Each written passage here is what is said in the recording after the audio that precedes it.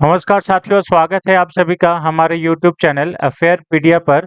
आज का तारीख है 10 जून 2024 और इस दिन के करंट अफेयर्स के सभी अति महत्वपूर्ण प्रश्न हम लोग इस वीडियो में डिस्कस करेंगे।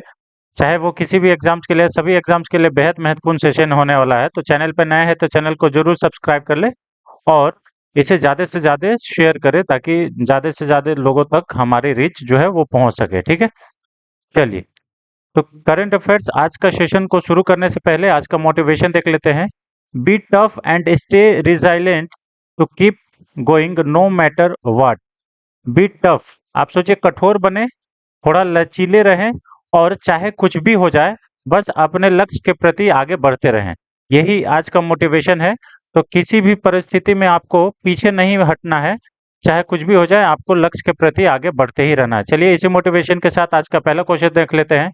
आज का पहला क्वेश्चन है, हाल ही में विश्व महासागर दिवस 2024 कब मनाया गया है? तो विश्व महासागर दिवस 2024 जो है ये 8 जून को मनाया जाता है। ऑप्शन नंबर 20 का सही आंसर है 8 जून। ठीक है, देखिए 8 जून को विश्व महासागर दिवस मनाया जाता है। यह पृथ्वी पर जीवन को बनाए रखने में महासागरों की भूमिका को उजागर करने के लिए, इसे संरक्षित करने के लिए, कार्यवाही को प्रेरित करने के लिए मनाया जाता है। विश्व महासागर दिवस 2024 का जो थीम है वो है नई गहराइयों को जमाना, नई गहराइयों को जगाना। ये याद रखिएगा, इम्पोर्टेंट है। ठीक है, और संयुक्त राष्ट्र ने 2008 में 8 जून को विश्व महासागर दिवस के रूप में घोषित किया था। ठीक है, तो पहली बार कब मनाया गया था? 2008। ये याद रखें। विश्व महासागर दिवस मनाने का विचार पहली बार 1992 में ब्राजील के रियो डी जेनेरियो के पर्यावरण और विकास पर संयुक्त राष्ट्र सम्मेलन में प्रस्तावित किया गया था। अगर आपको बोला जाए कि प्रस्तावित कब था तो 1992 में। 1993 में जहाजों से प्रदूषण, समुद्र में कचरा और जहाजों से वायु प्रदूषण जैसी समस्याओं से निपटने के लिए अंतर्राष्ट्रीय समुद्री संगठन का भी गठन किया गया था। आईएमओ का भी गठन इसीलिए किया गया था। ठीक है, अब यहाँ पे देखिए 1 जून को क्या क्या मनाया जाता है। जून के अब हम लोग अति महत्वपूर्ण प्रश्न जो कि दिवस से एक क्वेश्चन तो आता ही है। 1 जून को विश्व दुग्ध दिवस मनाया जाता है और इस बार का थीम क्या है? दुनिया को पोषण देने के लिए, गुणवत्तापूर्ण पोषण प्रदान करने में डेयरी द्वारा निभाई गई महत्वपूर्ण भूमिका का जश्न मनाना। ठीक है, 1 जून को ही विश्व माता पिता दिवस मनाया जाता है। माता पिता दिवस जो है 1 जून को ही मनाया जाता है। इस बार का थीम क्या है? चंचल पालन पोषण का वादा। 2 जून को इटली गणतंत्र दिवस मनाया जाता है। 2 जून को ही अंतर्राष्ट्रीय यौन कर्मी दिवस मनाया जाता है और इस बार का थीम क्या है? तो आगे की ओर देखना, ये 2 जून का यौन कर्मी दिवस की थीम है। ठीक है, 2 जून को और क्या मनाया जाता है? तो 2 जून को तेलंगाना के स्थापना दिवस मनाया जाता है और 3 जून को विश्व बाईसाइकिल दिवस मनाया जाता है। विश्व बाईसाइकिल दिवस का इस बार का थीम क्या है? साइकिलिंग के माध्यम से स्वास्थ्य, समानता और स्थिरता को बढ़ावा देना। 5 जून को विश्व पर्यावरण दिवस मनाया जाता है और ये बहुत ज़्यादा इम्पोर्टेंट है। विश्व पर्यावरण का इस बार का थीम क्या है? भूमि पुनर्स्थापन, मरुस्थलीकरण और सूखा लचीलापन। ये इस बार का थीम है, ये याद रखिएगा। ठीक है, 8 जून को विश्व महासागर दिवस मनाया जाता है और नई गहराइयों को जगाना, ये इस बार का थीम था। ठीक है, तो ये रहा जून का कुछ अति महत्वपूर्ण दिवस जो कि आने वाले सभी प्रतियोगी परीक्षाओं के लिए बेहद महत्वपूर्ण होगा। ठीक है, चलिए क्वेश्चन नंबर 2 पे आते हैं। क्वेश्चन नंबर 2 कहता है, हाल ही में कार्लोस अल्कराज ने किसे हराकर अपना पहला फ्रेंच ओपन का खिताब 2024 का खिताब जीत लिया है? तो अभी कार्लोस जो है ये अलेक्जेंडर जेवरेक को हराकर अपना फ्रेंच ओपन 2024 का पहला खिताब, मतलब अपना फ्रेंच ओपन का पहला खिताब जीता है, ये याद रखिएगा। और आपको बता दें ये जो फ्रेंच ओपन है तो 4 ग्रैंड स्लैम होते हैं, ये याद रखिएगा। ग्रैंड स्लैम अगर आपसे पूछा जाए तो कितने होते हैं? 4 ग्रैंड स्लैम होते हैं। ग्रैंड स्लैम, ठीक है, 4 ग्रैंड स्लैम होते हैं। इसमें से विम्बलडन ओपन होता है, विम्बलडन ओपन, फ्रेंच ओपन, ठीक है, और उसके बाद यूएस ओपन होता है। ठीक है, यूएस ओपन, यूएस ओपन।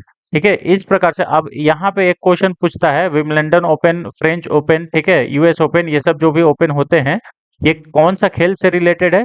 तो ये खेल जो है वो टेनिस से रिलेटेड है, ये याद रखिएगा। ग्रैंड स्लैम, ठीक है ना, इम्पोर्टेंट है। ठीक है, इसको जो है ना वो इम्पोर्टेंट मान के चलिए कि ये ग्रैंड स्लैम एक बार पूछा ही जाता है। ठीक है, चलिए क्वेश्चन नंबर 2 पे आते हैं। क्वेश्चन नंबर 3 पे आते हैं। हाल ही में तृष्णा मिशन खबरों में रहा, इस मिशन में कौन सा 2 देश शामिल हैं? तो तृष्णा मिशन, ये अभी हाल ही में न्यूज़ में था। तो तृष्णा मिशन में 2 देश जो शामिल है वो है भारत और फ्रांस। ऑप्शन नंबर ए इसका सही आंसर है, भारत और फ्रांस। देखिए 5 जून को विश्व पर्यावरण दिवस के अवसर पर इसरो ने आगामी तृष्णा मिशन के लिए फ्रांसीसी राष्ट्रीय अंतरिक्ष एजेंसी CNIS के साथ अपने सहयोगात्मक प्रयास के बारे में विवरण प्रदान किया। ठीक है, तृष्णा का अर्थ होता है उच्च रेजोल्यूशन प्राकृतिक संसाधनों के आकलन के लिए थर्मल इंफ्रारेड इमेजिंग सैटेलाइट, ये याद रखिएगा। हिंदी में तो ये हम बता दिए, फुल फॉर्म इसका इंग्लिश में याद रखना है। तृष्णा को क्षेत्रीय से वैश्विक स्तर तक सतह ऊर्जा बजट के लिए पृथ्वी की सतह के तापमान, उत्सर्जन और बायोफिजिकल और विकिरण चर की निगरानी के लिए डिजाइन किया गया है। ठीक है, मिशन ये महत्वपूर्ण जल और खाद्य सुरक्षा चुनौतियों का समाधान करता है, जो मानव प्रेरित जलवायु परिवर्तन के प्रभावों और वाष्पीकरण उत्सर्जन निगरानी के माध्यम से जल संसाधन प्रबंधन पर ध्यान केंद्रित करता है। ठीक है, तो ये याद रखिएगा, इसमें इसरो और फ्रांसीसी जो स्पेस एजेंसी है उसका मिला हुआ है। ठीक है, ये याद रखिएगा। इसके अतिरिक्त तृष्णा के द्वितीय उद्देश्य शहरी ताप द्वीपों के व्यापक मूल्यांकन, जलवायु ज्वालामुखीय गतिविधि और भूकंपीय संसाधनों से जुड़ी थर्मल विसंगतियों का पता लगाना है। यानी कि कहाँ पे ज्वालामुखी कैसा है, उसका मतलब कब फटेगा नहीं फटेगा, वो सब सारा चीज, टेम्परेचर कितना है, सारा चीज इसका मूल्यांकन करेगा इस मिशन के हिसाब से। ठीक है, अब यहाँ पे देखिए इंग्लिश में आप थोड़ा सा तृष्णा का फुल फॉर्म देख लीजिए, क्योंकि कई बार ऐसा पूछ सकता है कि तृष्णा में एन का मतलब क्या है। तो एन का मतलब नेचुरल होता है, ये देखिए। ठीक है, तो thermal infrared imaging satellite for high resolution natural resource assessment, ये इस बार यहाँ पे तृष्णा का फुल फॉर्म है, ये याद रखिएगा। ठीक है, इंपॉर्टेंट है, इसमें भारत और फ्रांस मिलकर काम कर रहे हैं। चलिए क्वेश्चन नंबर 4 पे आते हैं। हाल ही में निम्नलिखित में से कौन प्रेरणा स्थल विकसित कर रहा है? तो निम्नलिखित में से प्रेरणा स्थल कौन विकसित कर रहा है? तो लोकसभा सचिवालय कर रहा है। ऑप्शन नंबर डी इसका सही आंसर है, लोकसभा सचिवालय। ये संसद भवन परिसर में लोकसभा सचिवालय जो है ये एक प्रेरणा स्थल विकसित कर रहा है। इस प्रेरणा स्थल में महान नेताओं और स्वतंत्रता सेनानियों की प्रतिमाएं लगाई जाएंगी, और ऐसे तरीके से लगाई जाएंगी कि इसमें जितने भी आगंतुक आएंगे घूमने के लिए, उनको बहुत अच्छी तरह से, मतलब व्यवस्थित तरीका से ये सारा चीज दिखाई देगा वहां पे। ठीक है, इंपॉर्टेंट है इसलिए। तो ये कौन कर रहा है? लोकसभा सेक्रेटरिएट कर रहा है, ये याद रखेगा।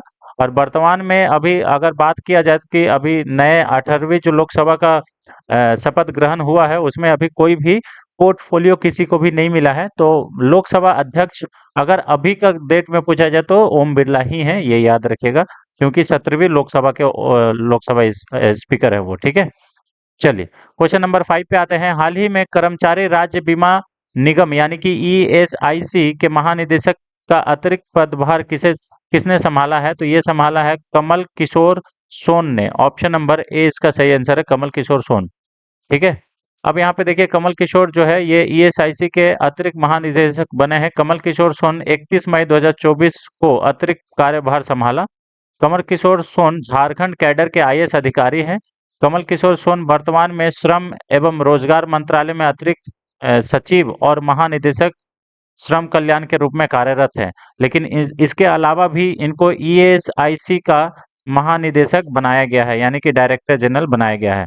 अब ESIC का देख ले तो इसकी स्थापना 1952 में की गई थी। ये श्रम और रोजगार मंत्रालय के तहत एक वैधानिक निकाय है।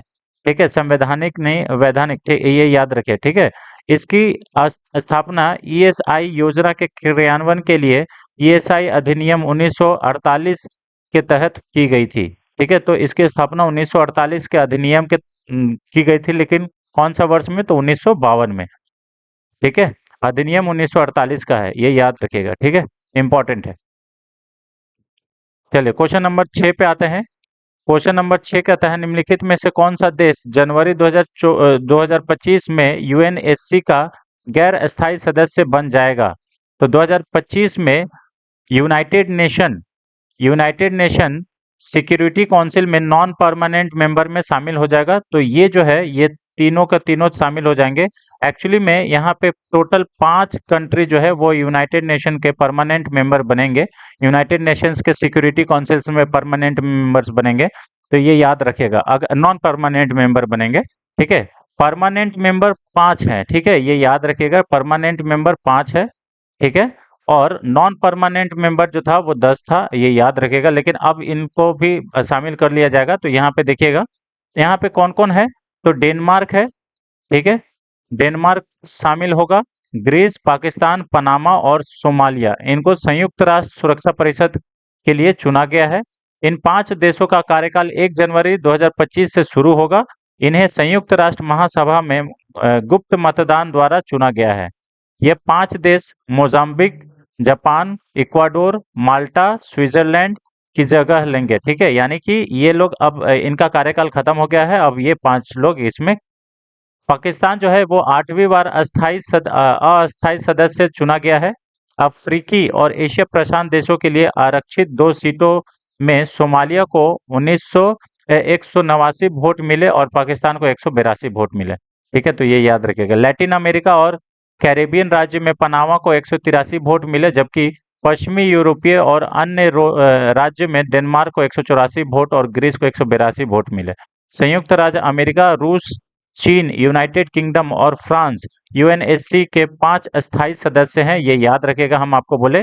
और इसी 5 के पास वीटो पावर होता है, ये याद रखिएगा। और इसी अस्थायी सदस्य में भारत को शामिल करने का बात किया जाता है। लेकिन हर बार जो चीन है वो वीटो कर देता है, क्योंकि चीन हमारा दुश्मन है और ये चाहता नहीं है कि हम लोग अस्थायी मेंबर बने, ठीक है, ये इम्पोर्टेंट है।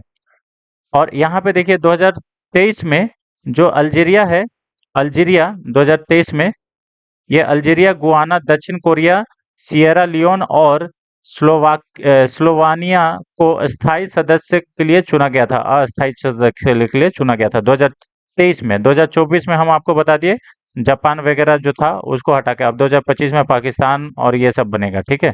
तो ये इंपॉर्टेंट है, Pakistan, Denmark, Greece, Panama and Somalia बनेगा, ठीक है। तो हर एक साल के बाद ये चेंजेस होते रहता है, ये याद रखिएगा, इंपॉर्टेंट है। क्वेश्चन नंबर 7 पे आते हैं। हाल ही में किस राज्य के उपभोक्ताओं ने ग्रामीण क्षेत्र में दूध और दूध उत्पादों पर सबसे अधिक खर्च किया है? तो ये है हरियाणा राज्य के जो दूध उत्पाद और उत्पादों पर सबसे खर्चा करने वाले जो है ग्रामीण क्षेत्र में उपभोक्ता लोग है। ऑप्शन नंबर ए इसका सही आंसर है, हरियाणा, ठीक है। देखिए, हाल ही में परिवारों ने पेय पदार्थ, जलपान और प्रसंस्कृत भोजन पर सबसे अधिक खर्च किया है। और ये कौन बताता है? तो उपभोग व्यय सर्वेक्षण 2022-23 बताता है। और इसको करवाता कौन है? तो मोस्फी मंत्रालय है, सांख्यिकी और कार्यक्रम क्रियान्वयन मंत्रालय, मोस्फी बोलते हैं। घरेलू उपभोग व्यय सर्वेक्षण 2022-23 जारी किया है। इसमें यही बताया गया है कि पेय पदार्थ में जलपान और इसमें भोजन पर ये सबसे ज़्यादा खर्च किया गया है।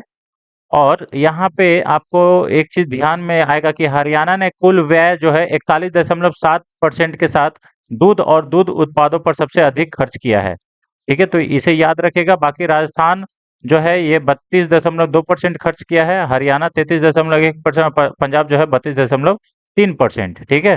केरल ने अंडा, मछली और मांस पर सबसे अधिक खर्चा किया है, वो 23.5% खर्चा किया है, ठीक है। इम्पोर्टेंट है ये सर्वेक्षण के हिसाब से, ठीक है। हाँ, इसमें सारा चीज़ अभी रिपोर्ट दिया हुआ है, तो ये याद रखिएगा, इम्पोर्टेंट है। हरियाणा जो सबसे ज़्यादा दूध और दूध से बना जो भी पदार्थ है उस पे ज़्यादा खर्च करने वाला हरियाणा बना है। क्वेश्चन नंबर 8 पे आते हैं। हाल ही में 5 जून को भारतीय क्रिकेटर रोहित शर्मा ने आईसीसी T20 वर्ल्ड कप 2024 में भारत और आयरलैंड के बीच मुकाबले के दौरान अंतर्राष्ट्रीय क्रिकेट में कितने छक्के पूरे किए हैं? तो ये जो है 600 छक्के पूरे करने वाले एकमात्र भारतीय खिलाड़ी बने हैं। ऑप्शन नंबर सी इसका सही आंसर है। हिटमैन कहा जाता है रोहित शर्मा को। इन्होंने बतौर ओपनर मैच के एक बल्लेबाज और कप्तान के तौर पर कई रिकॉर्ड बनाए हैं। 5 जून को आईसीसी टी20 वर्ल्ड कप 2024 में भारत और आयरलैंड के मुकाबले के दौरान रोहित शर्मा ने अंतर्राष्ट्रीय क्रिकेट में 600 छक्के लगाने वाले पहले क्रिकेटर बन गए हैं। इसके अलावा रोहित शर्मा ने टी20 क्रिकेट में भारत के लिए सर्वाधिक जीत के मामले में भी कप्तान के रूप में एमएस धोनी को पीछे छोड़ दिया है। मतलब सबसे ज्यादा अगर कोई भारतीय कप्तान कोई मैच जीता है तो वो है रोहित शर्मा, उसके बाद एमएस धोनी। धोनी ने 73 टी20 टीम को 41 जीत, ठीक है, सुपर ओवर जीत को छोड़कर दिलाई है, जबकि रोहित शर्मा बतौर कप्तान 55 टी20 मैच में 42 टी20 मैच में जीत हासिल दिलाए हैं। ठीक है, रोहित का जीत प्रतिशत 77.29 भी और धोनी का इतना प्रतिशत है। दूसरी ओर विराट कोहली ने कप्तान के रूप में 50 टी20 में से 30 जो है वो जीत दर्ज की है, जिसका जो एवरेज आता है वो 60 है, ये याद रखिएगा। ठीक है, 81 खेलों में 46 जीत के साथ पाकिस्तान के बाबर आजम कुल मिलाकर सूची में शीर्ष स्थान पर है, लेकिन रोहित शर्मा की तुलना में उनका प्रतिशत बहुत कम है। ठीक है, चलिए, तो ये है। अच्छा, इस मैच के दौरान रोहित और विराट कोहली के बाद तीनों फॉर्मेट में 4000 रन बनाने वाले दूसरे खिलाड़ी बने। पहले कौन खिलाड़ी है? तो विराट कोहली है, दूसरा रोहित शर्मा है 4000 रन बनाने वाले टी20 में। रोहित के नाम टी20 में 4001, वनडे में 10,709 और टेस्ट में 4137 रन है। कोहली के नाम टी20 में 4038, वनडे में 13,848 और टेस्ट में 8,848 रन है। इस मैच में रोहित ने टी20 वर्ल्ड कप में 1000 रन भी पूरे किए। तो बहुत सारे रिकॉर्ड बनाए रोहित शर्मा, ये याद रखिएगा। ठीक है, इंपॉर्टेंट है। चलिए, क्वेश्चन नंबर 9 पे आते हैं। हाल ही में एनसीएलटी, ठीक है, ने एयर इंडिया और निम्नलिखित में से किस एयरलाइन को विलय की मंजूरी दी है? तो ये जो है विस्तारा को विलय की मंजूरी दी है। मर्जर कौन कौन होगा? विस्तारा होगा और एयर इंडिया होगा, ये याद रखिएगा। ऑप्शन नंबर ए इसका सही आंसर है। अब यहाँ पे देखिए एनसीएलटी क्या है? तो नेशनल कंपनी लॉ ट्रिब्यूनल है, जो कि चंडीगढ़ बेंच ने टाटा सन्स के स्वामित्व वाली एयर इंडिया के विस्तारा के साथ विलय को मंजूरी दे दी है। दोनों एयरलाइंस अपने नेटवर्क, मानव संसाधन और बेड़े की तैनाती को एकीकृत करना शुरू कर सकती है। विलय के परिणाम स्वरूप दुनिया का सबसे बड़ा एयरलाइन समूहों में से एक निर्माण हुआ। सौदे के अनुसार सिंगापुर एयरलाइंस की एयर इंडिया में 25.1% हिस्सेदारी है। और यहाँ पे कंपटीशन कमीशन ऑफ इंडिया यानी कि सीसीआई ने दिसंबर 2023 में पहले ही विलय को मंजूरी दे दी थी। Vistara Tata sons private limited और सिंगापुर एयरलाइंस लिमिटेड का एक संयुक्त उद्गम है, यानी कि जॉइंट वेंचर है, ये याद रखिएगा। ठीक है, चलिए, आज का लास्ट क्वेश्चन फ्रेंड्स। हाल ही में एजीटी जॉन सिंह का हाल ही में बेंगलुरु में निधन हो गया। वह एक प्रसिद्ध व्यक्ति थे। तो वो यह कौन सा व्यक्ति थे? तो ये जीव विज्ञानी थे। ऑप्शन नंबर 20 का सही आंसर है। ठीक है, यह एक प्रसिद्ध वन्य जीव क्षेत्र के जीव वैज्ञानिक और भारत के पहले वन्य जीव संरक्षणवादियों में से एक थे। 1980 के दशक की शुरुआत में हाथियों पर उनके अभूतपूर्व शोध की भारत द्वारा प्रोजेक्ट एलिफेंट के विकास में महत्वपूर्ण भूमिका निभाई थी। इसके अतिरिक्त उन्होंने एक वैश्विक संगोष्ठी का आयोजन किया, जिसमें दुनिया भर से हाथियों के विशेष तमिलनाडु के मदुराई वन्यजीव अभयारण्य में आए थे। इसके अलावा वह बाघ संरक्षण प्राधिकरण और राष्ट्रीय वन्यजीव बोर्ड के सदस्य भी रहे हैं। ठीक है, वह तमिलनाडु के एक भारतीय कशेरुक पारिस्थितिकी विज्ञानी भी थे, ये याद रखिएगा। तो तमिलनाडु से इनका बिलोंग था। ठीक है, और ये कैसे थे? तो ये जीव विज्ञानी थे वन्य जीव क्षेत्र के। ठीक है, तो ये इंपॉर्टेंट है क्योंकि ऑब्ituaries में एक तो क्वेश्चन बनता ही है, तो इसे याद रखिएगा। ठीक है, ये इंपॉर्टेंट है। चलिए, तो ये रहा फ्रेंड्स आज का 10 अति महत्वपूर्ण प्रश्न, जो कि आने वाले सभी प्रतियोगी परीक्षाओं के लिए बेहद महत्वपूर्ण होगा। चाहे आप किसी भी एग्जाम्स के लिए तैयारी कर रहे हो, सभी एग्जाम्स के लिए बेहद महत्वपूर्ण होगा। अगर आपको वीडियो हमारा पसंद आता है तो ज़्यादा से ज़्यादा शेयर करें, और चैनल पर नए तो चैनल को जरूर सब्सक्राइब कर लें। Thanks for watching friends, thank you so much. मिलते हैं नेक्स्ट वीडियो में, तब तक के लिए जय Hind, thank you so much.